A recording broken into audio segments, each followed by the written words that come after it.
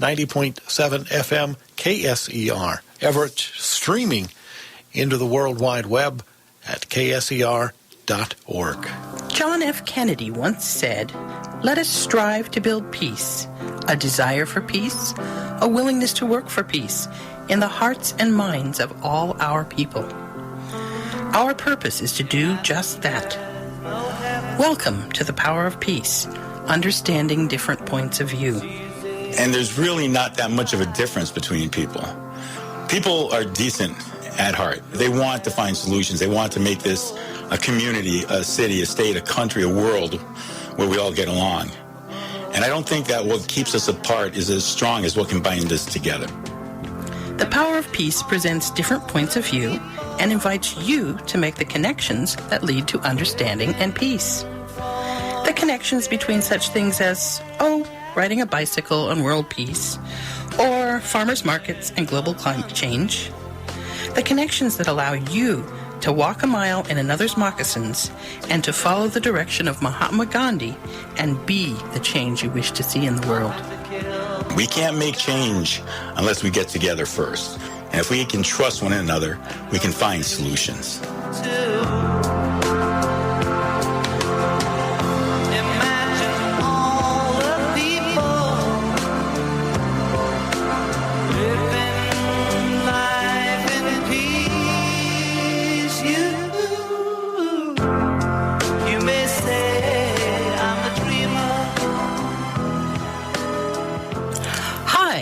I'm Gabrielle Bartholomew, and this is The Power of Peace. Today's conversation is with Michael Lapointe of the Firewheel Community Coffee House here on Colby in Everett, Washington. Mike is originally from Massachusetts, but after visiting a friend here, he liked the area so much that in 2000 he packed up his belongings into a U-Haul and drove across the country. He's been here ever since. As he says, where else can you look to the left and to the right and see mountains like this? It's pretty majestic.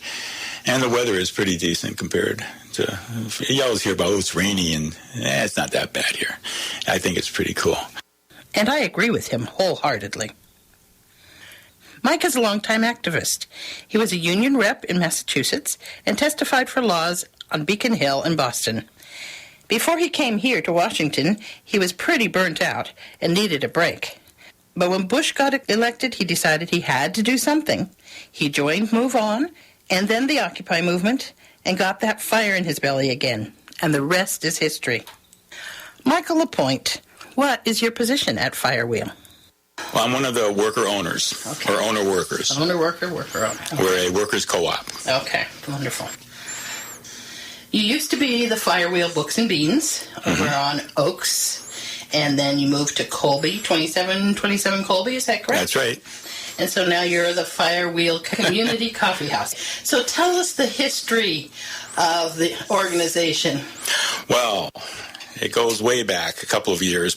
I used to go there for meetings, as did a number of people. In fact, there were over 50 organizations that held meetings in the Firewheel Books and Beans back when it was located on Oaks Avenue. It was actually the place where the Occupy Everett movement got started, coming out of a discussion at a Move On meeting on which I was attending. We had been hearing a lot of things about what was going on in Wall Street, and we started discussing what kind of interest there was in the area here to have an Occupy movement. So we put out a event page, Facebook page, to everybody to have them come down to the Firewheel to discuss the possibility of doing an Occupy Everett. And we got 25 people who signed up approximately. And usually when you have an event like that, if 25 people sign up, you get half. So we figured maybe even 15 people would show up. 10 minutes after the event was to start, there were over 100 people there. And that was the beginning of the Occupy Everett encampment.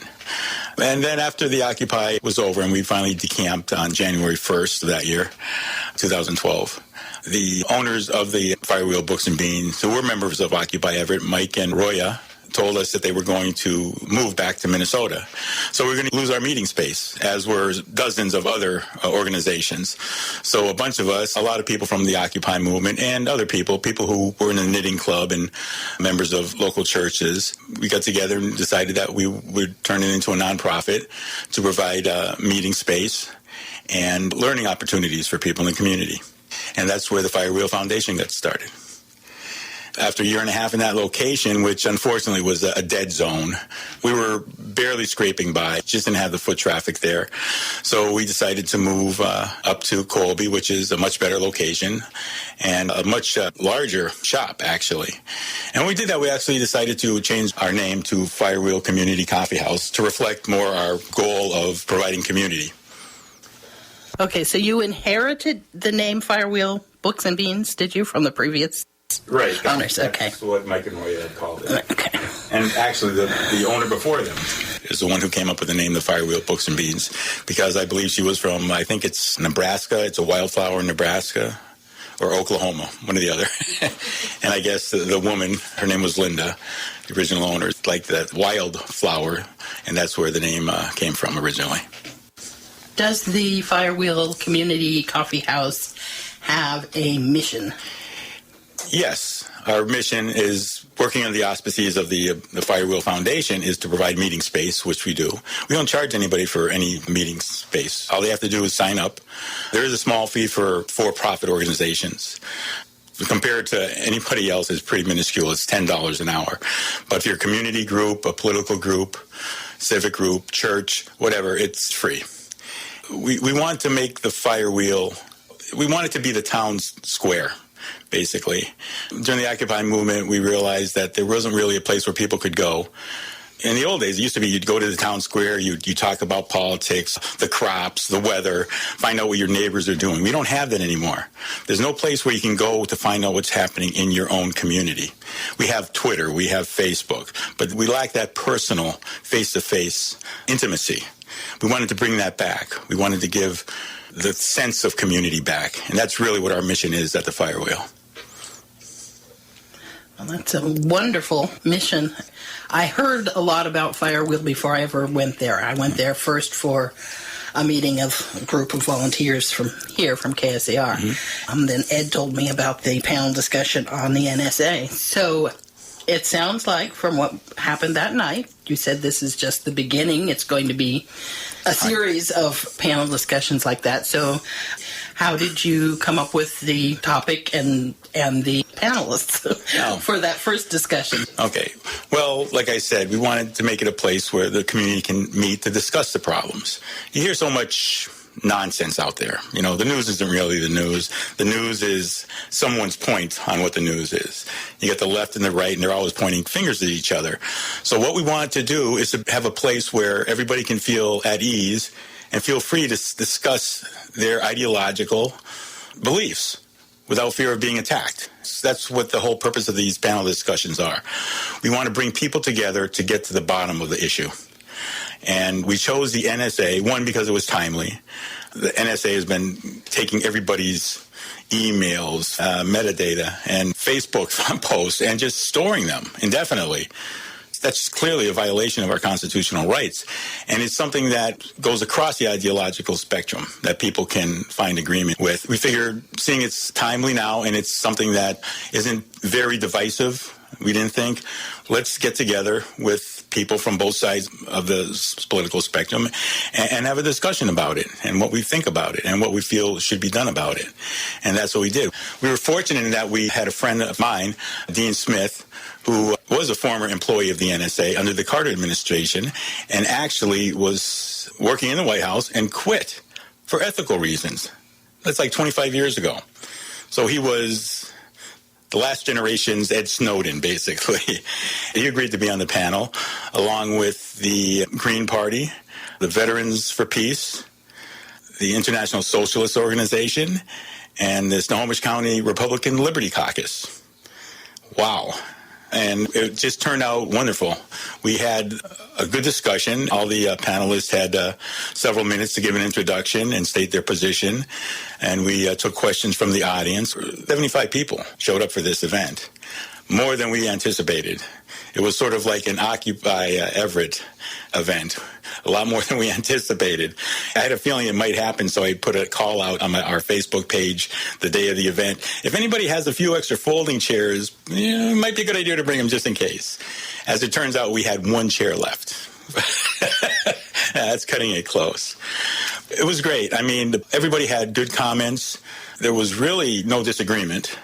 Nobody was standing up for the government's intrusion on our privacy.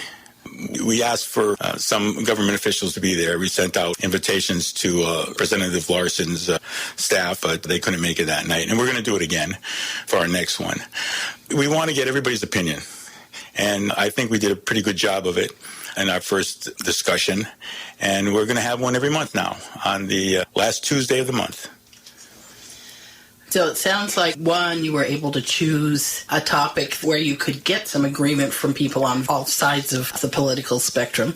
So what other topics do you have planned for the future? And have you chosen them hoping that they will not be too divisive, or are you choosing things that are controversial and you just hope that people will be respectful and come together? The first one, yeah, we wanted to see how it went. We didn't want to have a riot. We really didn't think we would, but we wanted to take something that we felt would be a general agreement. But no, after seeing how successful the first one was, we're going to take on other issues that might have some disagreement between the people who participate. Our next one is going to be on the minimum wage. The fast food workers fight for the minimum wage and their rights to form unions. That's a big issue now. As you know, around the country, the fast food workers have been going out on strikes to protest the minimum wage because it's not a living wage.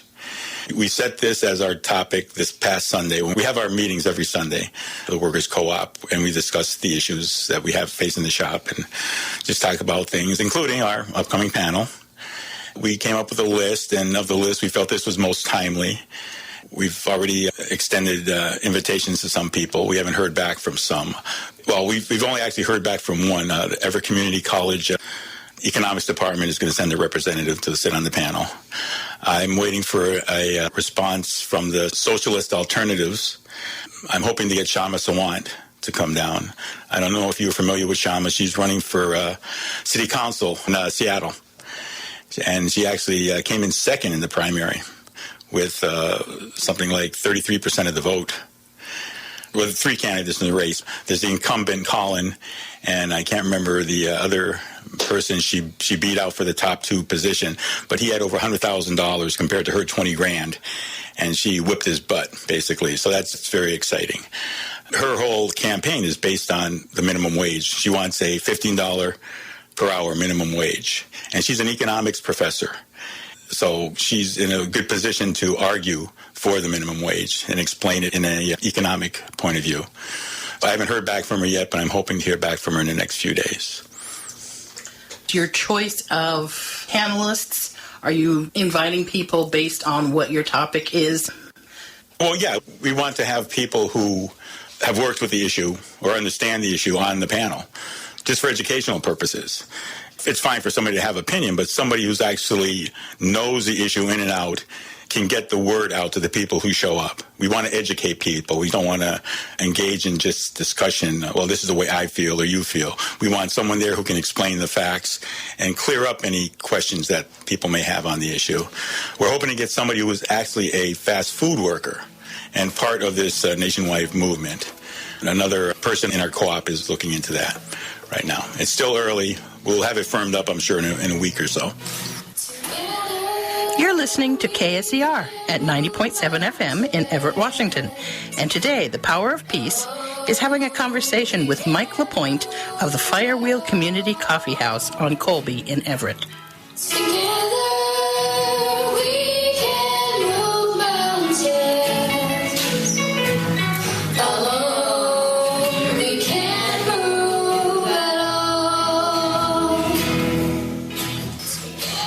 So do you have any of the future topics picked out, or are you going to just do that as you go along?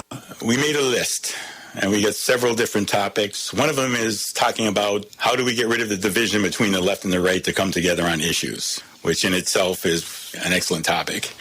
Another topic is the GMOs, genetically modified organisms that they're putting in our foods, and fight to at least get the minimum of having our food labeled so we know when we're getting this type of ingredient in our food. It's very timely and very important issue to a lot of people, both on the left and the right.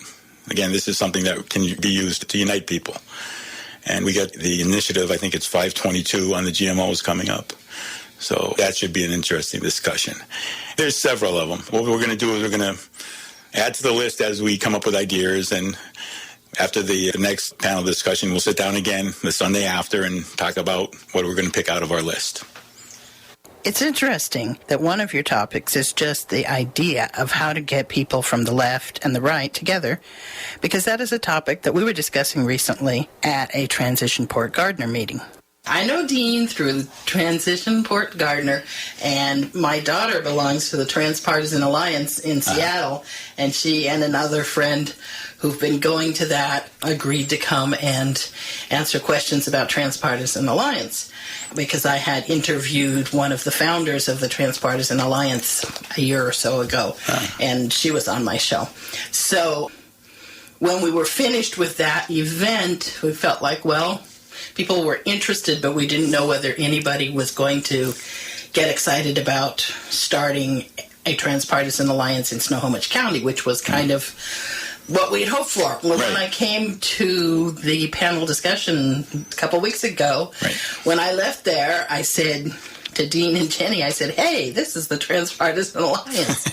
So I'm thinking that that's what we need to do, is we need to get through this community coffee house, through this gathering place and these gatherings, that maybe we can come up with a group of people who want to promote transpartisan unity. Yeah. And my daughter and the other friend might probably be willing to come and speak about that if you had that as a topic. So that sounds We'll add it to the list for sure.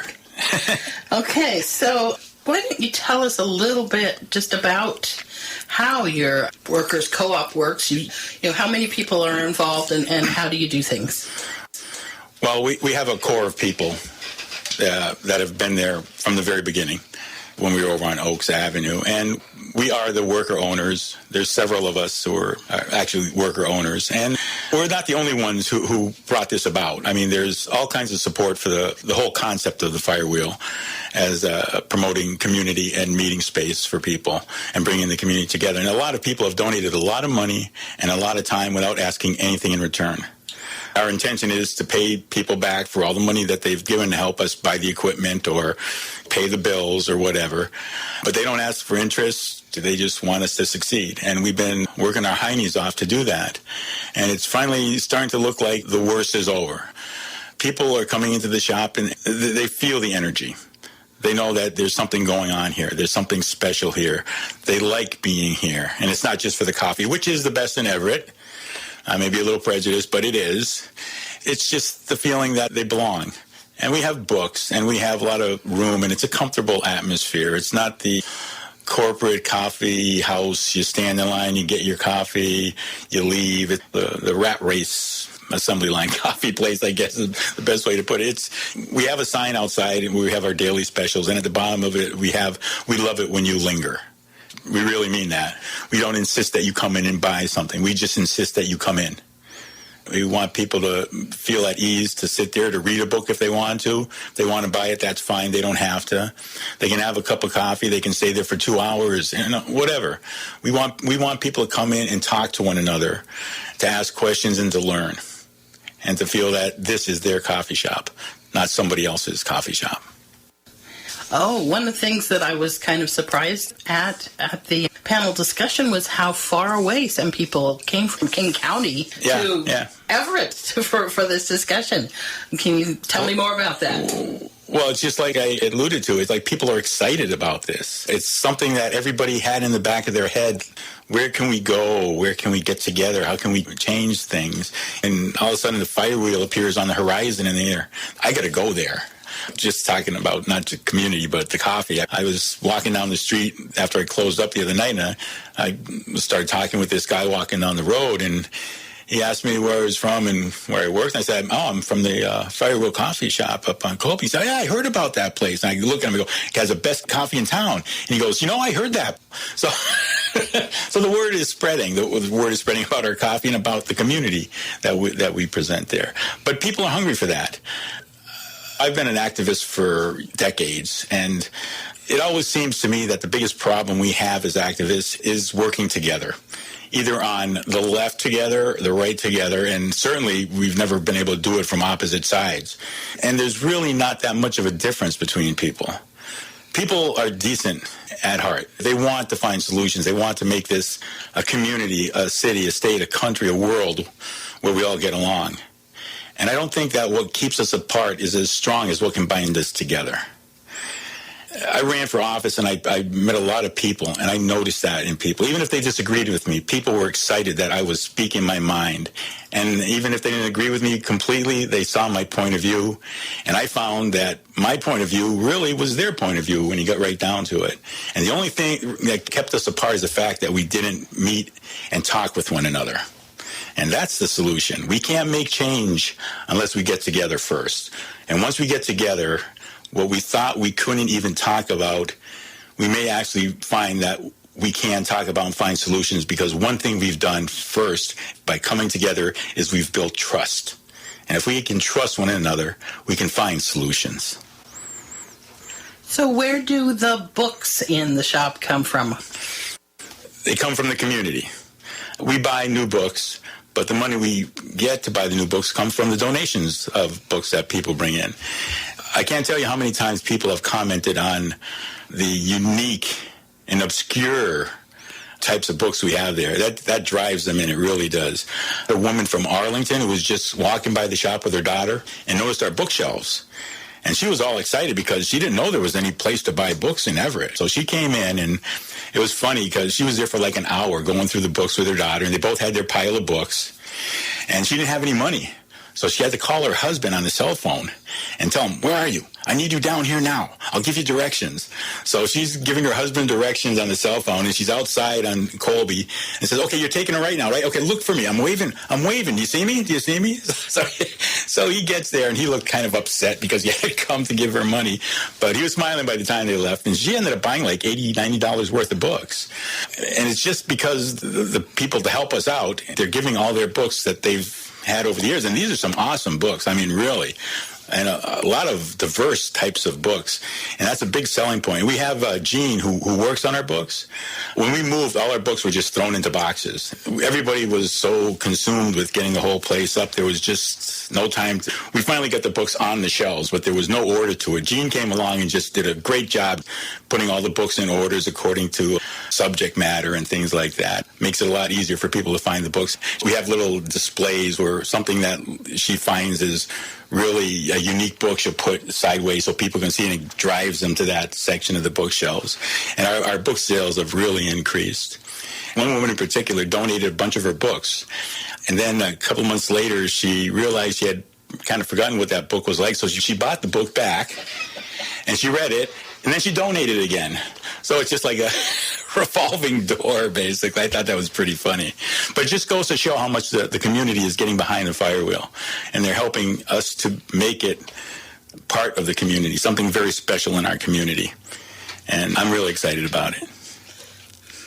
Do you focus on books that are on certain topics? Obviously, you can't have books on everything in that one shop.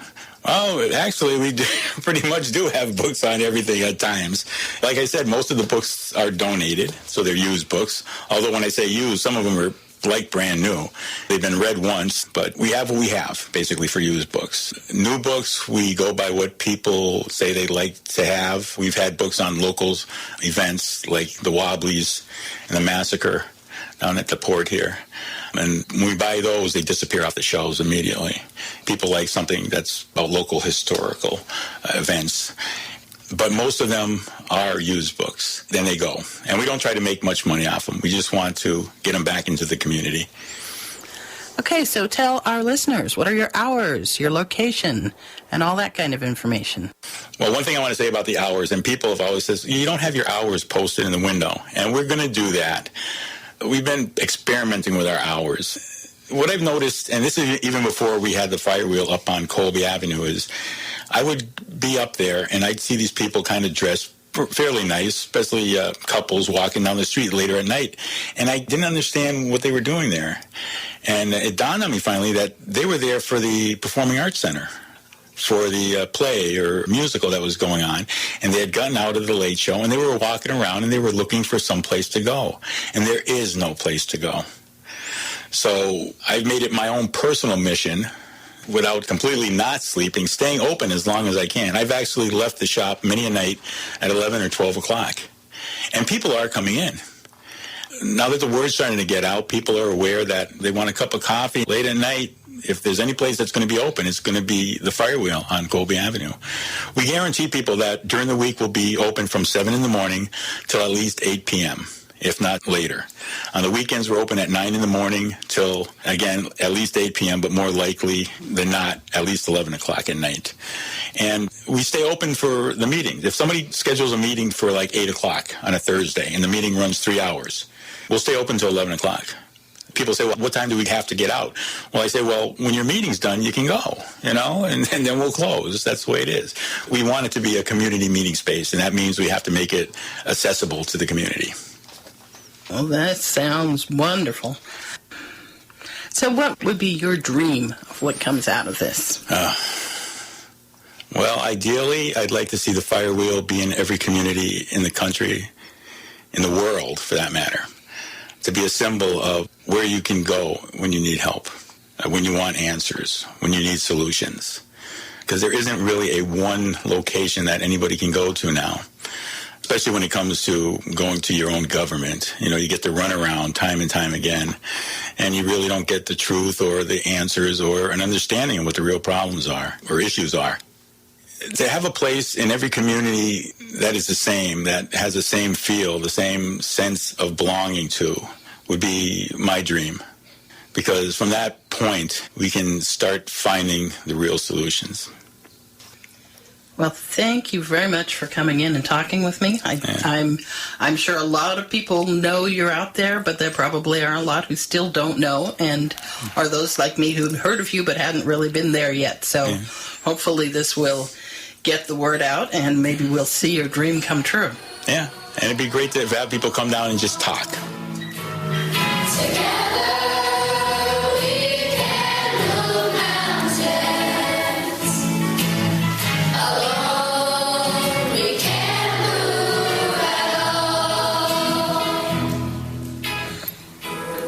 As Soya Jung said at the race conference earlier this year, the value of this kind of space is just to be together and have conversations that we don't get to have in our day-to-day lives. You've been listening to Mike Lapointe of the Firewheel Community Coffee House at 2727 Colby in Everett, Washington. He would love to have you drop in to read a book, have a cup of coffee, or just talk. And don't forget those community discussions on the fourth Tuesday evening of each month. The gatherings that we mentioned in this program have already taken place, but if you stop by the Firewheel Coffee House, you can ask about upcoming events. If you want to schedule group meetings, the phone number is 425-374-7946. Today's music was Together We Can Move Mountains by Bev Grant, performed by students at the William Alexander Middle School 51 in Brooklyn. The Power of Peace is produced by Gabrielle Bartholomew for KSER at 90.7 in Everett, Washington, and on the web at kscer.org.